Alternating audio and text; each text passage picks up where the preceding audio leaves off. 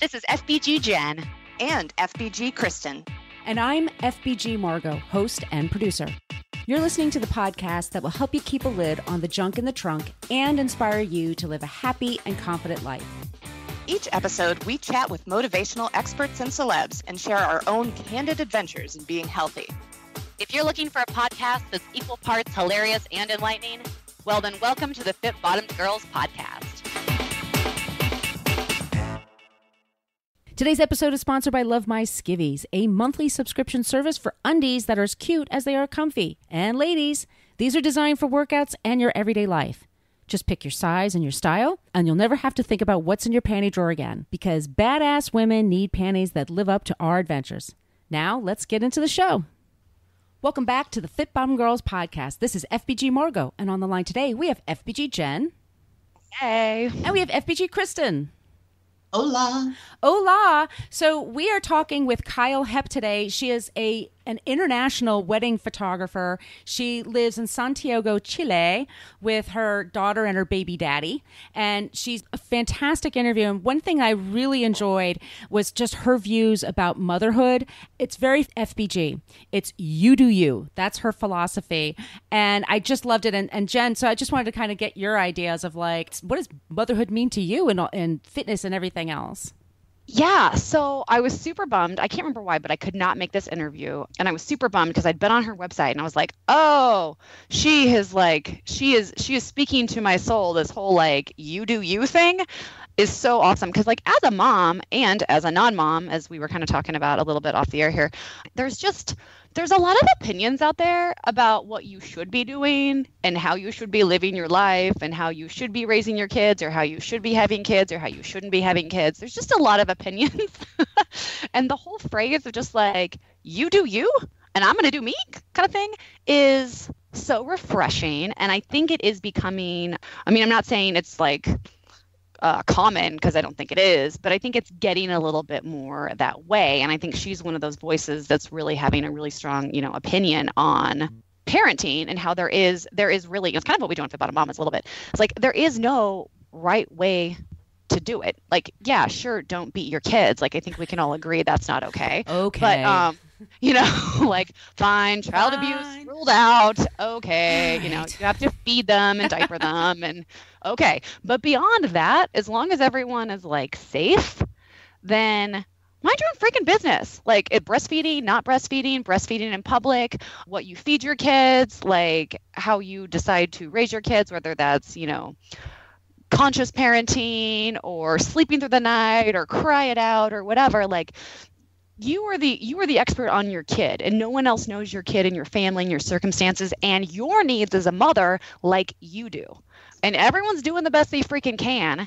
And it's kind of that same sort of thing where you don't know what someone else is going through. Mm-hmm. The person in the elevator who cusses you out or something, like you don't know what else they're dealing with. No one knows, your personal things sometimes that you're dealing with. So everyone just stay in their own freaking lane. You do you. And then I think what's super cool is that message, that you do you philosophy applies so well to not just motherhood, but everything else. It applies really, really well. I mean, it's kind of like the comparison trap, but it compares really well in fitness. Like you do the workout that you do, I'm going to do the workout that I do. Mm-hmm. Food, because there's nothing more annoying than, someone giving so much unsolicited advice or like trying to convince you to do something that you don't really have an interest in, when what you're doing is working for you. I mean, sure, try new things, see different perspectives, but like, don't be pushy about your stuff. It's cool. I don't eat gluten. Don't convince me. I don't think that you should not eat gluten. I'm just doing me, like it's not really about anyone else but you. Yeah. Yeah. And I think, one of the things that's interesting with Kyle is, in addition to being, this international photographer, she's an entrepreneur. She started a CrossFit gym and built it up, got it successful, sold it. She's now the face and person behind a software startup that she and her boyfriend are working on together. And, she's really candid about like, here are the things that are working for me in order to like make my dreams come true the best that I can. And here's how we're including our daughter in this and trying to give her the best life that we can. But she's not shy about saying, like, sometimes I just need time for me.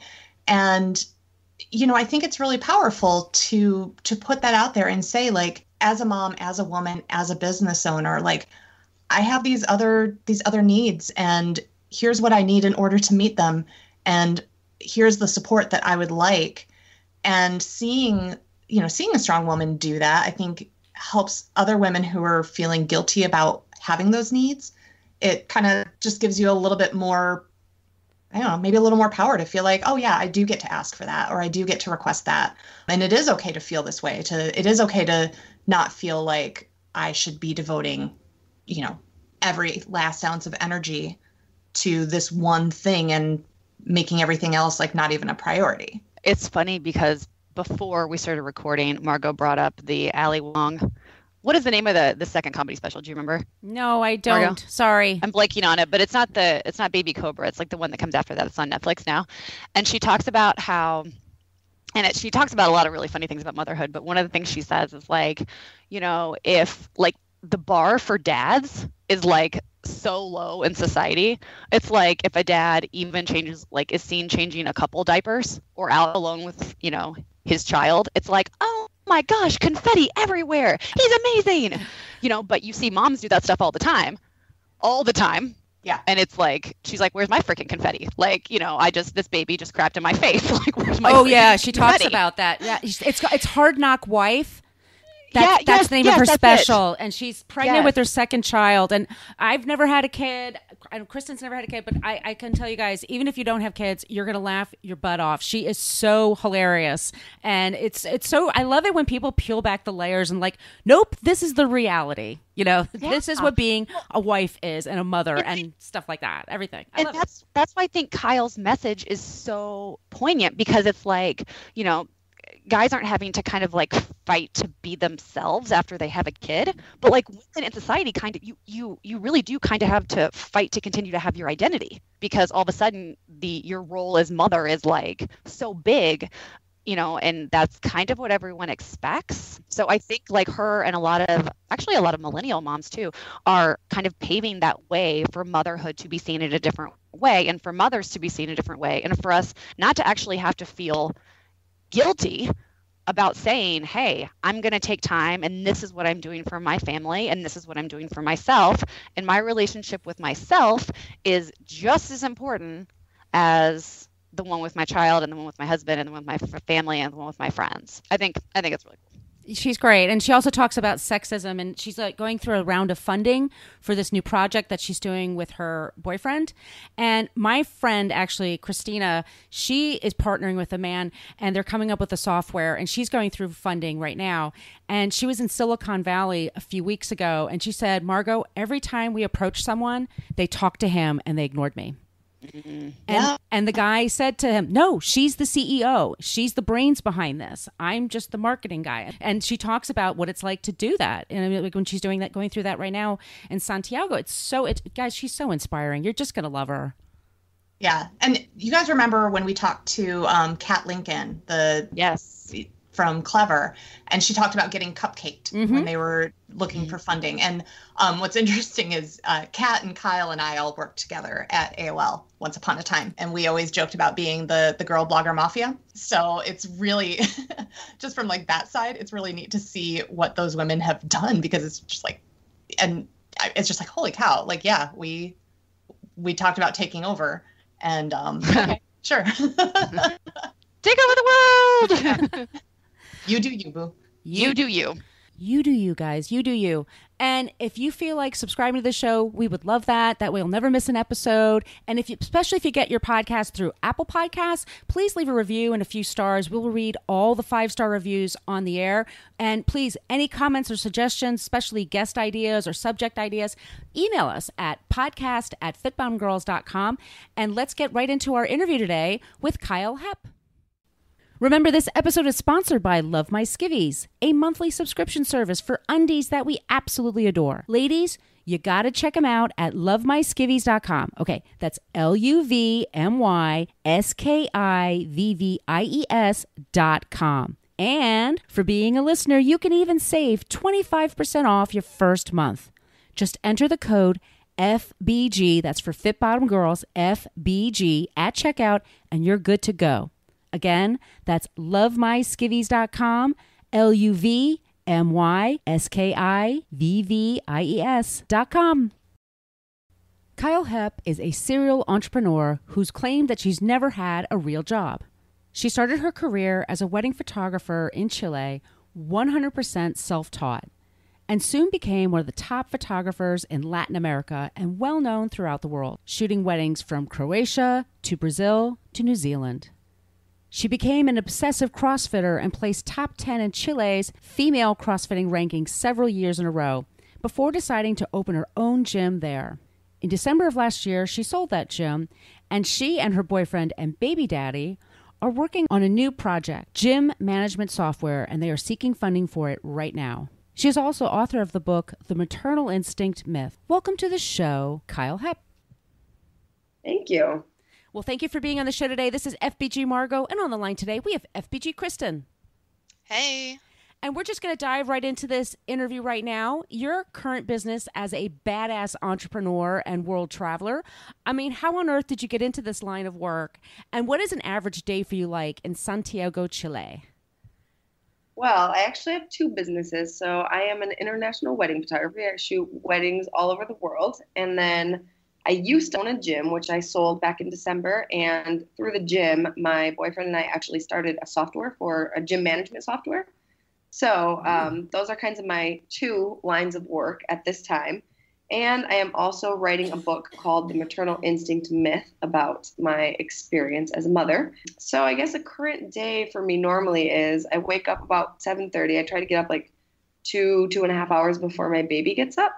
And I write because I find that I can only write well early in the mornings and with no other distractions. You know, a little kid screaming in your ear isn't conducive to creative thoughts. So I work on my book in the morning.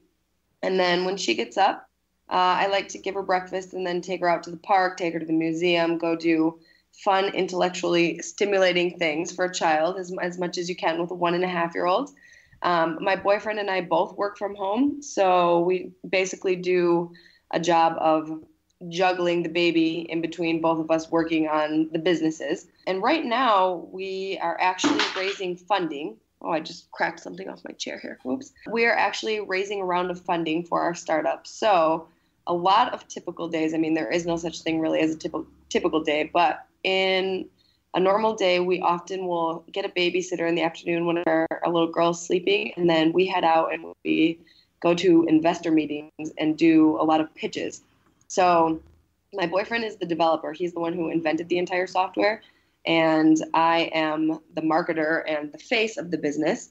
So it's up to me to do all of these pitches, to put on my big girl pants and go out and pitch to all of these $1 million people and try to get them to give us money. So it's been interesting. I was not part of the startup world before this, and it's been a steep learning curve, but it's been fun. Awesome. So, with that, I think you've been pretty candid on social about some of the pitch competitions that you've been to and some of the different experiences you've had, both good and bad, and in particular as a woman in that realm, because the startup space is heavily populated by men. So I wonder, so what advice do you have for women who are looking to enter the entrepreneurial space? And kind of as a follow-up to that, does that advice change at all for someone who is like you, a new mom? Well, I'm actually really glad that you're asking that question because even right now, when I said trying to pitch to all these $1 million people, I stopped myself from saying $1 million men. But yeah, it is 99.99999% $1 million men. I've done one pitch to a woman. And as far as, so that's the investor world. The investors are almost always men. And then the startup world is also usually composed of all other businesses with male founders. So that has been a challenge. And like you said, I've had some good experiences, but I've also had some really terrible experiences where even though I am the person up on stage doing the pitch and the one with all of the business knowledge, I'll have a male investor just talk straight over me, interrupt me completely, and then look at my boyfriend, who is usually sitting off on the sideline somewhere in the front row while I'm pitching, and ask him all the questions and let him speak. And it's very frustrating. And I want to shout at these people like, let me talk to you. Do not even understand how sexist you're being. But, that doesn't raise your odds of getting $1 million in funding if you do that, if you start arguing with people. So I try not. But I guess my advice for women would just be to try to use your femininity to your advantage. So when I go to all of these pitch competitions and all of these investor meetings and everything, I go full out, bright red lipstick, and I always try to dress as pretty as possible, because I think that while some people are kind of put off by a female founder, a female co-founder, it is very easy for them to remember. So like it or not, you will have in your mind, like, okay, in this group of 100 guys, who stands out? Definitely the one female who did a pitch, So I also try to play that up, and there's actually tons of government funding and grants and things that you can get if you are a female founder. Here in Chile, but also we've looked in Puerto Rico and the United States, all over the place, because there are a lot of programs out there trying to kind of bridge this inequality between men and women co-founders. And they also say that women tend, when they pitch, women-founded startups get, I can't remember what percentage, but it's a significant amount less than what men get in investments. And so I talk about that a lot of times in my pitch, because I want people to be aware. I think sometimes if you just kind of confront the bias head on, it makes people sit up a little bit in their seats and think about it, and then hopefully listen to me on a different level, and instead of just listening with all of their internalized biases in their heads of, okay, it's a woman-founded startup, maybe it's not a good idea to invest. Hopefully when I am saying something like telling them these stats about women getting less money and male investors ask female co-founders leading questions that are like defensive questions, I guess is how you would call them. So they would say to me, what are you going to do to prevent competition? This startup could be easily copied. Whereas to a male co-founder, they'll say to him like, and what projected growth do you have for the year of 2017? And so like it takes you down a totally different path if you're constantly on the defensive trying to defend your company. So I kind of talk about some of these things in my pitch in hopes that they'll check themselves when they think about what questions they're asking me, and when they think about whether they would like to invest in our company or not, because I think if you really just confront the biases head on, it helps. So like a lot of people who teach fitness, either part-time or full-time, I've often had the dream of opening my own gym. And it's something you've done and then you've closed. I'd love to hear what you think are the pros and cons of doing such a thing, and what are things you should look out for if you are dreaming of that. I loved owning my CrossFit gym, so I guess I'll give a little backstory to that. Here in Chile, CrossFit was kind of on the rise a few years ago. It was about 4 years ago when I opened up the gym, a little more than that. CrossFit was just arriving to Chile, so it was starting to become a thing, but it wasn't really a thing yet. And I met an investor in New York, and we were out on a date, and I kept talking to him about CrossFit, and how kind of hostile the CrossFit world really is to women. And he said to me, well, why don't you open up a gym and do something about that? And I was like, well, where am I ever going to get $50,000 to open up a gym? And he offered up the money very generously. Obviously it was an investor agreement, so we signed a contract and everything.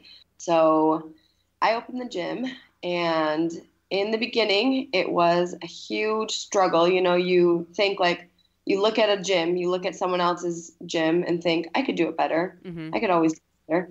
But then when reality hits and, you have to pay the rent and pay the coaches and manage the people. And I think the biggest challenge was just getting really bogged down in the day-to-day of running a gym, and instead of being able to actually advance your business, move your business forward. So it was very hard to work on proactive things for the business rather than just be constantly reacting, to coach crises and things like that. Sorry if you can hear Ayla screaming in the back. That's okay.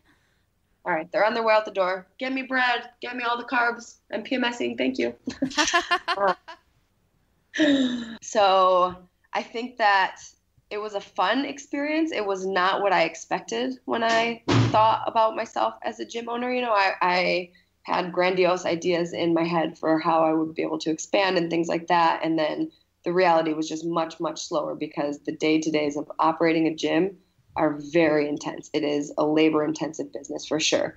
And when you first start out, I mean, in Chile, they have an expression called a one-man circus. I don't know if they have that expression in English, but when you first start out, you are a one-man show. You know, I'm cleaning the bathrooms and I'm answering the phones and I'm answering the emails and I'm coaching classes when a coach is late, and, you know, the list just goes on and on and on. And so your day just doesn't stop. And then you sit down at the end of the day and you're like, well, I wanted to launch this program for postpartum moms, or I wanted to, you know, go to this women's expo and things like that. And you just don't get to them because you're so bogged down in the day to day. So I think it was a lot more intense than what I thought it would be. But that being said, it was a wonderful experience. And I was really, really happy. I sold my gym to an actual member of the gym, to a couple. And so I know that the gym went to the best of hands and it's still up and running, and what I created still exists. My baby still lives on. So it's cool to see that it's continuing to grow. So we've only been talking for, 10 minutes now, and already we've talked about several different like major paths that you have taken with your career. So I'm just curious, like what's I don't even know if you can answer this, but what's the most surprising turn your career or even really your life has taken to this point? Oh, I can answer that for sure. The baby, that was 100% not planned. And I never thought that I wanted to be a mom. Actually, Kristen, I think you and I bonded over this back in the day. I think so, yes. I was pretty set on my childless path. And I just, you look at yourself and you can imagine all of these things for yourself. I could imagine myself owning a gym, expanding the gym, being the owner of a gym franchise or a chain of gyms, Imagine myself teaching photography and doing more photography conferences, and all of my dreams and aspirations were much more related to either travel or career. And then I met my boyfriend and we started the software and made a baby at the same time accidentally. So it was a little shocking to me, but I mean, in the end, I think when, we sat down and decided to have the baby, I think that is one of the best decisions that I've ever made. And I don't at all feel the way so many moms will say, like, I feel this overwhelming love. It's the biggest love that I could have ever known. I feel like saying something like that is offensive to non-moms. And I think also offensive to people who are just maybe good at loving very fully, because I love my daughter in an insane way, but I love my partner in an insane way. I love my mom in an insane way. I'm not saying that giant love extends to everybody that I know, but I love a few people in my life very intensely, and she is one of them. But I don't feel that like love for a child, it's obviously, there are different kinds of love. You love your boyfriend different than you love your mom, and you love your child different than you love your boyfriend. But it's still the same intensity of love that I feel. And so I think that was probably the most surprising thing about having a child to me, was that it wasn't as much of a life-changing experience as I thought it would be. You think like, okay, I'm going to have a baby. This is going to change everything. And the logistics have been like pretty easy to manage. I mean, we only have one kid. We're only ever having one kid. Knock on wood, we learned our mistake from the first whoops. But yeah, I think that, the logistics didn't change that much. And my feelings of big love are big for her and big for everybody. And that, like, emotionally, I don't feel like I've changed that much either. So I think that was a very pleasant surprise to me, to feel like, okay, I had this kid and I can still maintain who I am. So that actually leads me to another question, Margot. Sorry, I'm stepping on your toes here a little bit. Last year, Kyle, you shared an experience on Instagram that went pretty viral. We were in, if I recall correctly, the immigration line in Fort Lauderdale with Ayla, and she needed to eat. And there was another woman in line who made a comment pretty loudly about the fact that you were feeding her out in the open. And you responded online, and I know that it really stirred the pot, because you had a lot of people who were like, hell yes, Kyle, get her. And then you had people who were like, no, that woman totally had a point. So I wonder if you would be willing to just talk a little bit about that experience, what it was like to be in that line, feeding a child in a way that you were trying to feel comfortable doing, and then kind of dealing with the response to your response. Yeah, it was like 4 or 5 in the morning, and I had just flown overnight on a budget airline from Lima to Fort Lauderdale, 6 hours with a baby in my arms. That was a miserable experience. I was tired, cranky, and Ayla was also tired and cranky. and we were standing, the immigration line was super long. It was like an hour and a half. I don't know if you've ever done international immigration in through Fort Lauderdale, but that airport is just, it's too small to be an international airport. So there was a huge line, and the air conditioning, I don't know if it was broken or just doesn't work very well, but it was super hot in there as well. And so when Ayla started fussing, I didn't even think about it. I just whipped her out and put her on my boob. And a lady in like a row over said, it was, you know how immigration lines, they're always kind of just like awkwardly quiet. Everyone's super, super quiet. Well, there was not a word. No one was saying anything in the entire room. And this lady just says in the loudest voice that she can, like, there's a woman breastfeeding her baby and she's not even trying to cover her boob up. And I just got so beet red because, you know, for as much as you want to be like pro breastfeeding and pro boobs out everywhere, it's still your boobs. You still feel weird about it. Like that feeling never fully went away for me, you know? So I was like, okay, I mean, I'm already feeling awkward, but now the entire line of like 300 people is just going to be sitting here looking at my boob. And I think I responded something to her, but I mean, I wasn't in a very good position to like give her an actual piece of my mind. You know, afterwards, a million things went through my head that I thought like I should have said. And then I posted about it on Instagram. And like you said, some of the responses were very positive, but then there were other people that were like, you just want to get your boobs out everywhere. You're just showing off. But it's like, you know what I've realized as a mom, it's just, to me, it's really insane how society, they push this breastfeeding narrative on mothers. Like breast is best and don't give your child formula. Formula is the devil, you know, like the pressure amongst moms to not give your baby formula. It's just insane, you know, like people wear it with a badge of honor. Like, how long did you breastfeed your baby? Until he was 21, you know, like it's such a badge of honor to act like you want to breastfeed your kid until he's off to college or whatever. And at the same time, society does not in any way, shape, or form support women breastfeeding their children in public. So it's like you run this whole narrative of how formula is so bad for kids and breastfed kids have, you know, slightly higher IDs and better immune systems and this and that and yada, yada, yada. But then at the same time, you're standing in an immigration line in an airport in the United States of America, and there's not a fast track lanes for mothers or for pregnant women or anything like that. Like in every Latin American country that exists, a mom or a pregnant woman can get through the immigration in 5 minutes flat, and then she can be out on the other side. And then, yes, then she can go into a bathroom or a breastfeeding room or somewhere and breastfeed her kid, you know, in the privacy of wherever she can find. But, you know, I'm not going to get out of a 2.5 hour line and be in the bathroom another half an hour to breastfeed my baby. It's not common sense, you know? So regardless of what people want to say, like on the moral standpoint, like, you know what, my baby's hungry and it's hot as balls in this immigration room. So she's not going to let me even cover her up. So I'm sorry. That's just the way it is. Well, talking about it, like another big love life experience, it's weddings, and you're a wedding photographer. And I was really into the wedding world for a while there because I worked at Modern Bride magazine. So Oh, cool. Yeah. So I kind of know it pretty well. So, I mean, what do you enjoy most about working with couples on their special day? Oh, I love seeing family dynamics. I think that it is so interesting. If I could go back in another life, I feel like I would want to be either a psychiatrist or a psychologist or an anthropologist or something dealing with like the psyche of human beings, but also the culture, the traditions of people in different countries and things like that. And I think like, you know, you see the dynamics from culture to culture are just so different within families.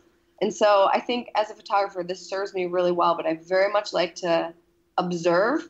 And, you know, I used to have a blog where I would write all the time. Now I just mostly do it on Instagram. But I think I used to like to observe and write, and then that morphed into observe and take photos of it. But I just think it is fascinating to be at a wedding. And, you know, in some cultures, you'll see like the parents, they sit back. They are more of a spectator in the whole weddings. You know, in U.S. weddings, like the weddings have become this whole thing with bridesmaids and whatnot, and it's not so much like the parents aren't the primary people, because I think a lot of times in the U.S. more and more couples are paying for their own weddings. Mm-hmm. But when you come to Chile, for example, the mother of the bride is, to me, she's what like a bride is in other cultures. You know, the mother of the brides here in Chile, I mean, they're batshit crazy, but it's just interesting to me because as the parents, I think here they pay for the weddings, and then they feel like, I hired the photographer, I hired the caterer, I hired the DJ, I get to do what I want, I get my music, I get my photos. And so the day is like, here the day is so much less about the couple than what it is in the US. And I mean, obviously I've shot like very few Indian weddings, but I have done a few here in Chile and in other countries as well. And the dynamic, you know, totally changes with Indian families, or you know, you see like in Europe as well, the dynamic changes. So I think that that's just, to me, the most interesting thing is just observing families and how extreme the emotions are on a wedding day. I think you see kind of like a normal family dynamic just intensified to the nth degree. And so it's just really fun to capture and to witness that. And I obviously, as a photographer, I'm with the couple all day long, so you get to know them. And I try to be a supportive role as well for them if they're having family problems. But at the same time, sometimes when I'm watching, like, you know, the mother of the bride fight with the mother of the groom and this and that, and I'm like, oh, I just want to take photos of all of this. This is fascinating. Yeah, probably not what they want for their album, though, I guess. You know, so with traveling all over the world to take all these pictures, what's been the most amazing location you've gone to shoot a wedding? Oh, Croatia. I am obsessed with Croatia. Yeah, so I actually, at that time, I had booked a wedding so it was Dubrovnik, Croatia, and then I had a wedding in France, and then a wedding in Spain. And so I went and shot the wedding in Croatia, and I was thinking of doing a road trip in France to Spain or something like that, and in between those other two weddings. And I actually went back to Croatia in between the France. So I went, shot the wedding in Croatia, shot the wedding in France, and then went back to Croatia before going to do the Spain wedding, because I just loved that country. I thought it was so beautiful, and so it had such a unique feel to it. It was amazing. I loved it.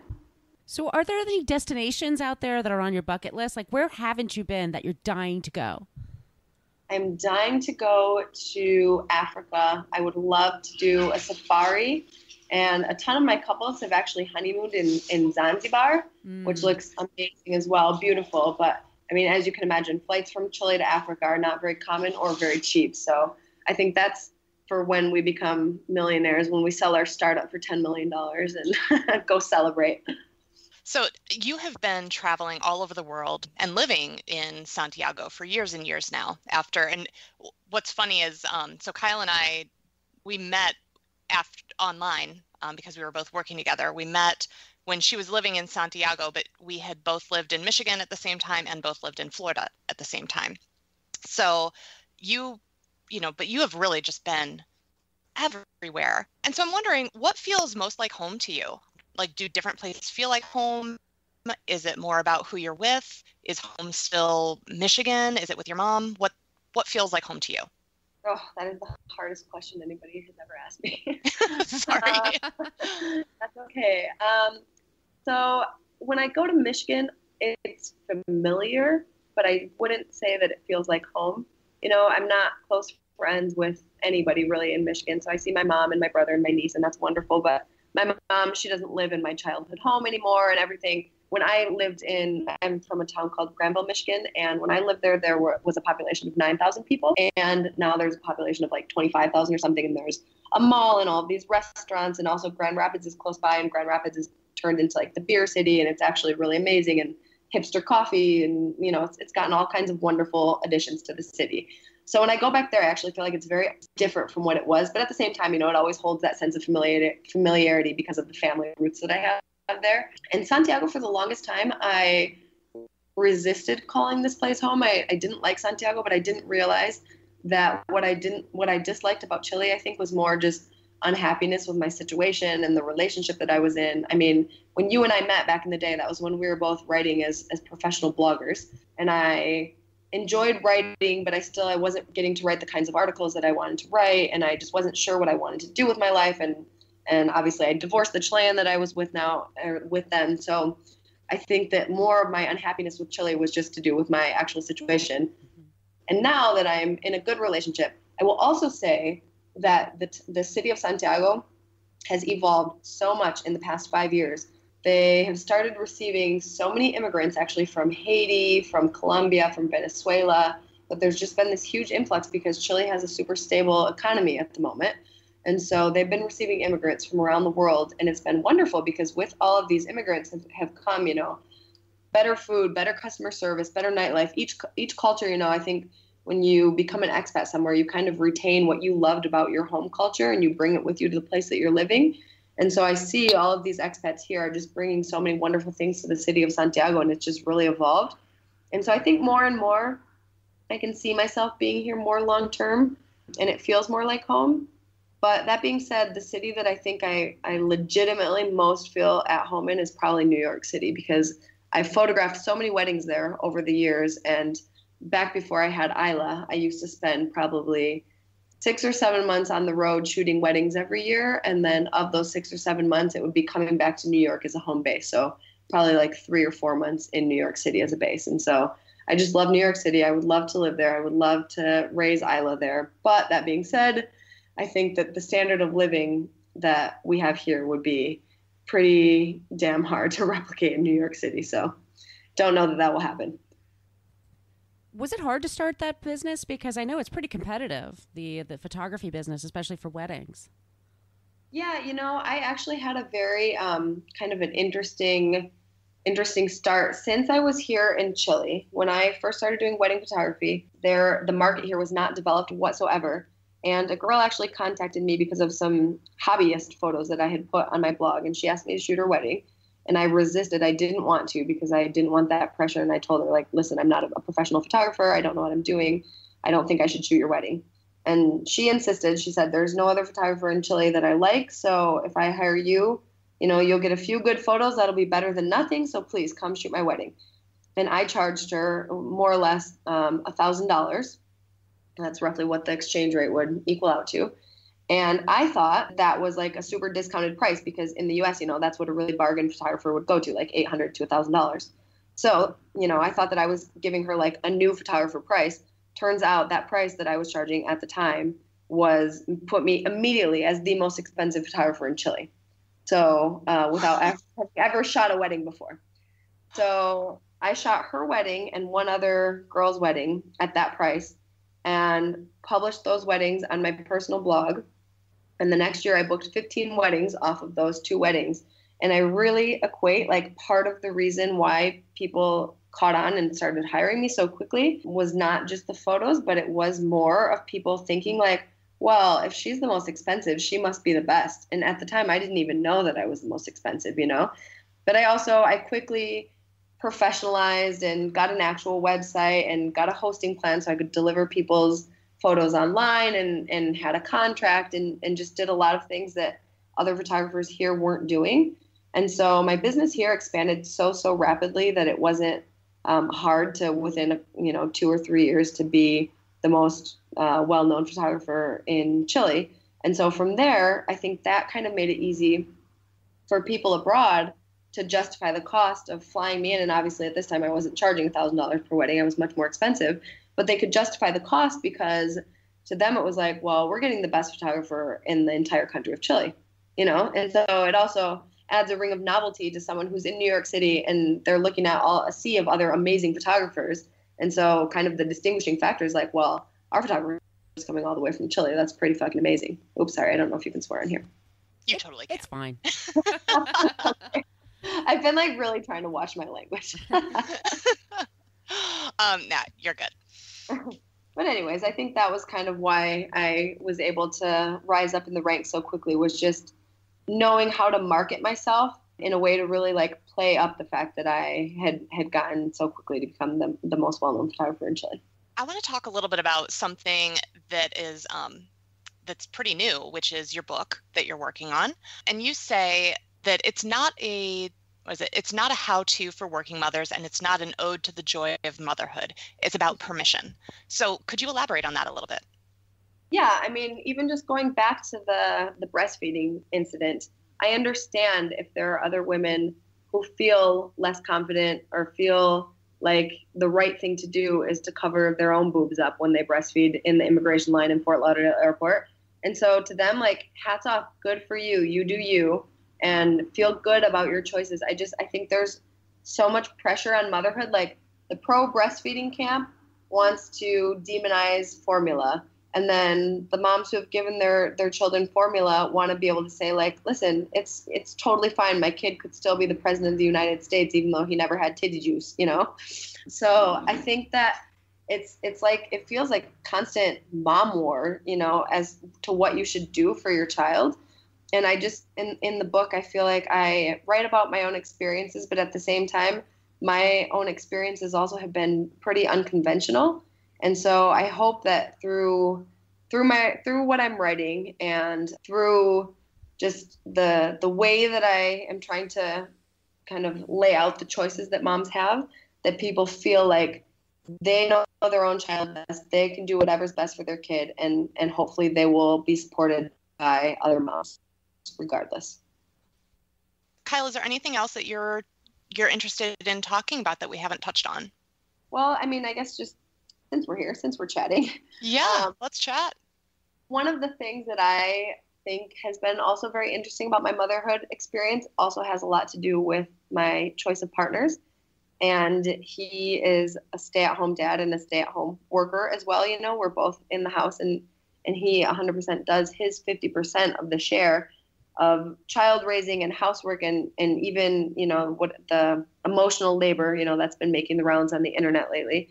But he really does his half of everything. And I feel in large part, like part of the reason why I have been able to manage a photography business and a gym and a software company and a newborn baby all at the same time are because I've been with him. And I think there's also kind of like this hesitancy in the feminist world to say like, well, some of my successes have been because of my boyfriend. Whereas, you know, for a man, it's so normal to say like, well, I've got my wife behind me, but it still feels kind of weird to say like, well, I've got my boyfriend behind me. But I just actually was reading up a little bit about Ruth Ginsburg and how her husband supported her career and how he was the one who took the initiative to stay home with the kids for a while. Well, I can't remember if she actually was getting her law degree at the time or she had just started practicing or whatever, but he took the initiative to go to be a stay-at-home dad for a while. And I think that it's still taboo in this day and age to even to be able to say like, part of why I can be a strong woman is because I have a strong man behind me. You know, just saying that, it sounds strange. But I think that it is important to acknowledge and hopefully important to encourage as well in other women to not be afraid to ask that from their boyfriends or from their husbands or partners. Do you think that that's more difficult or easier given where you are? Because I feel like sort of the understanding from over here stateside is that Chile is not necessarily a super feminist area, but I could be totally wrong. Oh no, you are 100%, 1,000% correct. I love hearing that. That's recorded, yeah. Right, Margot? I can play that over and over. Absolutely, on a loop. Latin America is not a feminist hotspot for sure. And I think that on one hand, it's definitely harder, you know, like his friends give him shit. People do give him shit. He was raised in a very feminist family that's way ahead of their time, raised by all women. So he just naturally, like, he doesn't even do it consciously. It's just what he does. But he does get shit from people in society in general. That being said, he also was just like treated like God of the playground when he goes out with Ayla, you know, especially when she was little and he would wear her. People would stop him on the street and people would like multiple times even ask to take pictures with him because he was wearing a baby. Wow. You're so, joking. Yeah, the bar is pretty damn low. I was going to say, in Brooklyn, you see that every day. Yeah. It's totally normal in Brooklyn. In Brooklyn, I was like, can I get my boob out here? Yeah, of course I can. Of course you could, yes. Like, everybody. But so I think, you know, on one hand, he probably gets more shit than what a guy in the U.S. would get for his lifestyle. But on the other hand, he also probably gets way more applause for doing it. So it's a catch-22 in that sense. But he doesn't really care either way. So where can everybody find you? Can you give us your call-outs? My personal Instagram is Kyle Hepp, KYLEHEPP. And my photography Instagram is Kyle Hepp Photography, KYLEHEPP, PHOTOGRAPHY. And you can also find me on my website, which is kind of woefully not updated, but it's kylehepp.com. And there's a link there to my book, The Maternal Instinct Myth, as well. And then we have one more question for you. Are you ready? I'm ready. Okay. Kyle, what was the last song you listened to that you remember anyway, before you did this podcast interview? Oh, it would definitely be reggaeton. I'm going to most likely guess Mi Gente by J Balvin because my daughter loves that song and she loves to dance to it. So that's often how we start our mornings. Oh, that's awesome. Yeah, it's fun. She unfortunately inherited my gringo rhythm. But I'm hoping that if we live in Chile for long enough, it can be corrected. Seems likely. Absolutely. So, and you know what, Kyle, I have one last question for you. And that's just a nosy one, is because you have been speaking in English and in Spanish for so long, what comes out naturally? Like what do you dream in? What do you think in? So it all just depends on who I'm talking to, I guess. But actually that was, I don't know if you guys realized, but in the beginning when we started this interview, I was kind of like stuttering because I had been in the house talking to my boyfriend. I mean, I talked to my daughter, but I talked to her in English, but she still doesn't talk back yet. So it's not the same as having a legit adult conversation just quite yet. But really, I mean, if I'm with a group of gringas and then I have to like suddenly switch over to Spanish, the Spanish comes out slow and stilted. But if I'm speaking in Spanish and then I have to switch over to English like this in the middle of my day where I'm normally speaking Spanish, is like, I forget how to speak English too. So I would say, unfortunately, I am not fluent in either language, but kind of a little bit fluent in both. Well, it gets you through, right? Yeah, right. As long as I can communicate it, it's fine. Yeah. Well, thank you so much for being on the show today. It was really fun talking to you. Yeah, thank you guys so much. I enjoyed it. Being on the hotspot, man. Yeah. Love this show? Tell us why in a 5-star review on iTunes and we'll read it on the air. Also, make sure you are a subscriber. If you want to reach out to say hi or have a question about a recent episode, yay, well, feel free to email us at podcast@fitbottomgirls.com. And if this podcast jives perfectly with your brand, consider sponsoring the show. Get more info by emailing advertising@fitbottomgirls.com. Find all kinds of Fit Bottom goodness online and on social media at Fit Bottom Girls, Fit Bottom Mamas, Fit Bottom Eats, and Fit Bottom Zen.